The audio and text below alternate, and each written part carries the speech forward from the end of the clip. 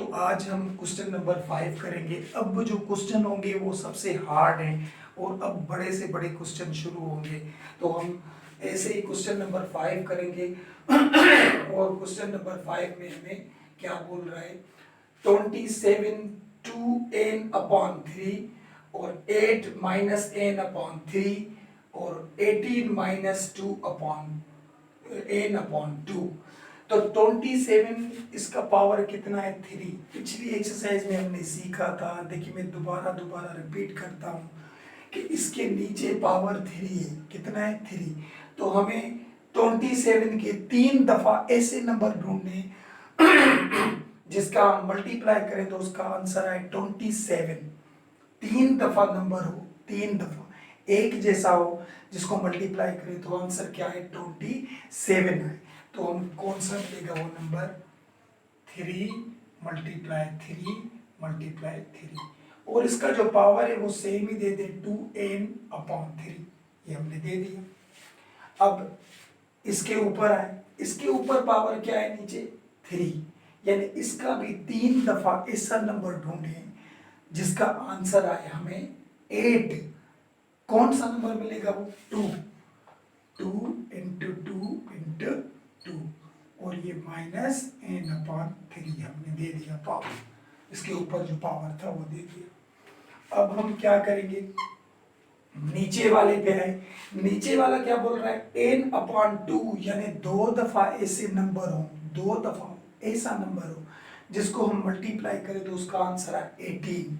अभी ये हमें नहीं मिलेगा क्योंकि कोई भी ऐसा नंबर नहीं है, 2 नंबर हो जिसको मल्टीप्लाई करें तो उसका आंसर है 18। तो अब हम क्या करें, क्योंकि देखें 3 को 3 के साथ मल्टीप्लाई करेंगे तो 9 और 4 को 4 के साथ मल्टीप्लाई करेंगे तो 16, 5 को 5 के साथ मल्टीप्लाई करेंगे तो 25, यानी इसमें 18 तो नहीं आया, 16 के बाद आया 25।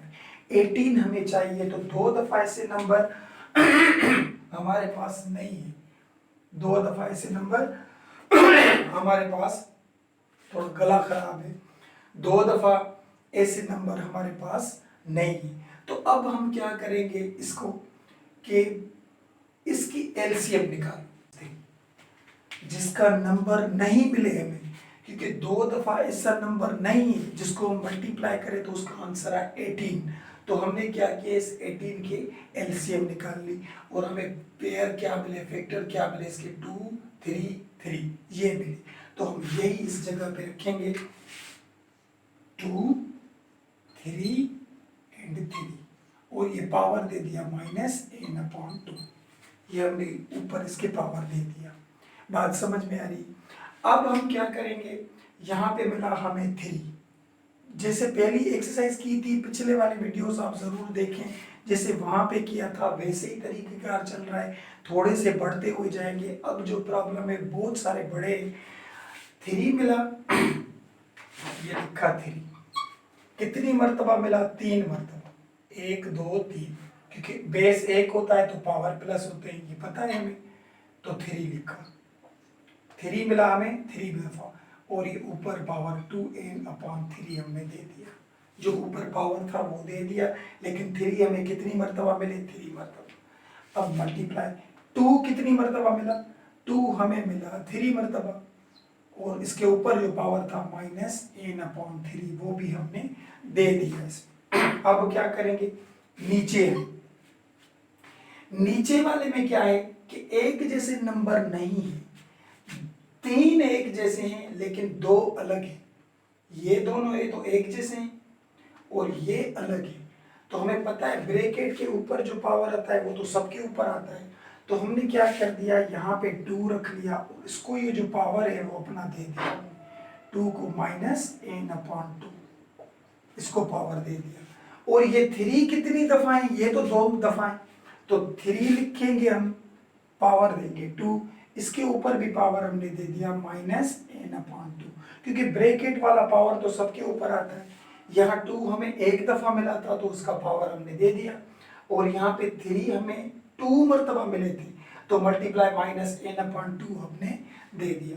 अब जो पावर कट रहे हैं उसको काट दे, ये 3 3 में से कट गए, ये भी 3 3 में से कट गए, और ये 2 2 में से कट गए। अब बचा क्या, वो लिखे, यहाँ पे बचा 3, ये वाले 3, और इसके ऊपर पावर बचा 2n 2n बचा, मल्टीप्लाई, यहाँ पे बचा 2, ये 3 3 कट गए, बाकी पावर क्या बचा, -n बचा।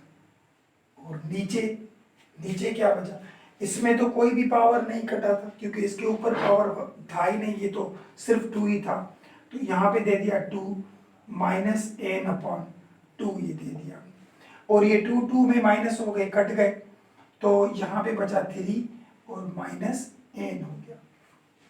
उम्मीद है यहाँ तक तो आपको बात समझ में आई होगी। अब क्या करेंगे इसके बाद हम करेंगे देखिए जी, ऊपर और नीचे देखें कि बेस एक जैसे कौन से हैं। इसका बेस 2 है, इसका बेस 3 है, ये दोनों एक जैसे नहीं है। इसका बेस 2 है, इसका बेस 3 है, ये भी दोनों एक जैसे बेस नहीं है। हाँ, इसका बेस 2 है, इसका भी 2 है, ये दोनों बेस एक जैसे हैं, ये दोनों बेस एक जैसे हैं। और इसका बेस 3 है, इसका भी बेस 3 है, ये भी दोनों बेस एक जैसे हैं, दोनों एक जैसे।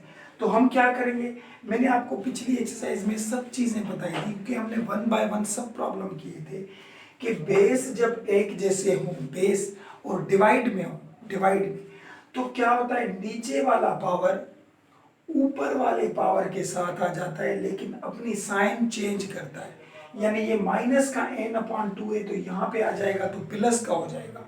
अगर ये प्लस का होता तो ऊपर जाकर ये किसका हो जाता, माइनस का हो जाता। और यहाँ पे भी ये बेस सेम है तो ये हम 3 एक करेंगे और n को ऊपर लेकर जाएंगे, तो n माइनस का है तो ऊपर जाकर क्या हो जाएगा, प्लस का हो जाएगा, यानी साइन चेंज होती है। ये पिछले प्रॉब्लम में हमने किया था।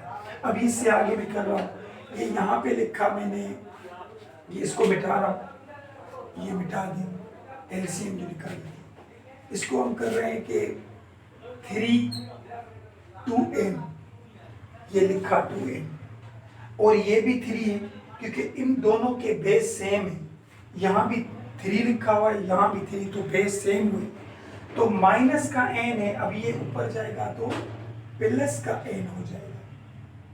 अगर ये n प्लस का होता तो इसमें माइनस का हो जाता, और इस दोनों के बेस सेम है, यहाँ भी 2 है और यहाँ भी 2, तो ये भी बेस सेम है, तो ऊपर वाला लिखें पहले, ये मल्टीप्लाई ये 2, इस ऊपर वाले को साइन क्या है, -n, यहाँ पे लिखा हुआ है -n, तो यहाँ पे क्या लिखा हुआ है, -n/2, -n/2, तो ये n/2 ऊपर जाएगा तो प्लस का n/2 हो जाएगा। बात समझ में आई, क्योंकि बेस एक जैसे होते हैं, डिवाइड में होते हैं, तो नीचे वाला बेस तो हम एक ही करते हैं, तो नीचे वाले पावर को हम साइन चेंज करके ऊपर लिखते हैं। ये हमने पिछले प्रॉब्लम सब किए थे। अब इसको क्या करेंगे, क्योंकि ये दोनों बेस एक हो गए और ये भी एक हो गए, अब इसको सॉल्व करें। अब इसको कैसे सॉल्व करें, देखिए यहाँ पे लिखा हमने 3, ये 3 लिखा, ऊपर पावर क्या है 2n और एक n, ये यानी n है लेकिन 2 है और एक ये है, तो 2 और 1 कितनी हुई, 3, 3n हो गई, 3n, क्योंकि प्लस हो रहे हैं तो 2n और एक n ये, तो कितनी हो गई, 3, प्लस हो रहे हैं तो 3 हो गए। इसमें क्या होगा, इसमें निकलेगी हमारी एलसीएम, ये बात समझने की गौर से समझिएगा। एलसीएम कैसे निकलेगी, देखें किसी के नीचे कुछ भी ना हो तो उसके नीचे क्या होता है, 1, वो हम शो करें या ना करें। अब एलसीएम कैसे निकलेगी इसकी, ये गौर से समझिएगा। यहाँ पे मैंने दे दिया 2, ये वाला एलसीएम क्या होता है, नीचे वाले मल्टीप्लाई करो, ये मल्टीप्लाई हो गए तो आ गया नीचे 2, इसका जो पावर है सही है 2, और क्या करते हैं, इसको इसके साथ मल्टीप्लाई करते हैं, इसको इसके साथ मल्टीप्लाई करते हैं, तो 2 को n के साथ मल्टीप्लाई करेंगे तो -2n हो जाएगा, 2n, क्योंकि 2 को n के साथ ये नंबर है और ये अल्फाबेट है यानी वेरिएबल है और ये कांस्टेंट नंबर है, तो दोनों हमने मल्टीप्लाई किए तो क्या आ गया 2n, और बीच में साइन कौन सी है, प्लस, ये हमने प्लस दे दी, और इसको इसके साथ मल्टीप्लाई करें तो ये आ गया n। समझ में आई बात, ये एलसीएम में दोबारा रिपीट करता हूँ, आप समझिए। कि नीचे वाले नंबर मल्टीप्लाई होते हैं, 2 टाइम 1 इज 2, ये नीचे आ गया। उसके बाद क्या होता है, इसको इसके साथ मल्टीप्लाई करो, एलसीएम का तरीका, इजी तरीका, बहुत सारे तरीके, ये इजी है। 2 को n के साथ तो 2n हो गया, और 1 को n के साथ तो n टाइम 1 इज n हो जाएगा, और बीच में जो प्लस साइन है वो हमने सेम ही दे दी। बात यहां तक भी आपको समझ में आई। अब क्या करेंगे, अब हम करेंगे, यहाँ पे लिखा 3 और ये पावर है 3n, ये लिखा मल्टीप्लाई, यहाँ पे लिखा 2। देखें 2n माइनस का है और 1n प्लस का है, तो यहाँ पे था 2n और 1n प्लस का, तो यहाँ पे कितना हुआ 3n। वो किस लिए 3n हुआ, क्योंकि ये भी प्लस का था और ये भी प्लस का ही है, लेकिन इसमें चेंज है, इसमें ये जो 2n है ये माइनस का है और ये n प्लस का है। तो माइनस और प्लस क्या होते हैं, माइनस, यानी इन दोनों को हमने माइनस करना है। तो 2n में से 1n जाएगा, बाकी बचेगा 1n, n बचा। तो ये n माइनस का बचेगा या प्लस का, ये हमें कैसे पता पड़े।